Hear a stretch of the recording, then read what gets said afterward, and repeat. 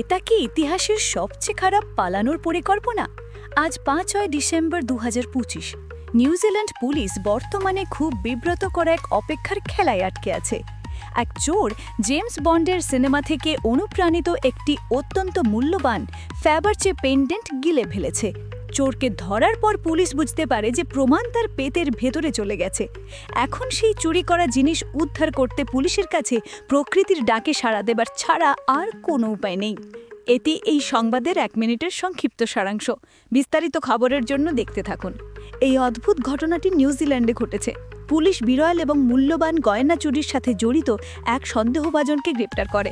চুরি যাওয়া জিনিসগুলির মধ্যে জেমস বন্ডের সিনেমা অক্টোপাসের সাথে সম্পর্কিত ফ্যাবারচে এগের মতো দেখতে একটি বিশেষ পেন্ডেন্টও ছিল।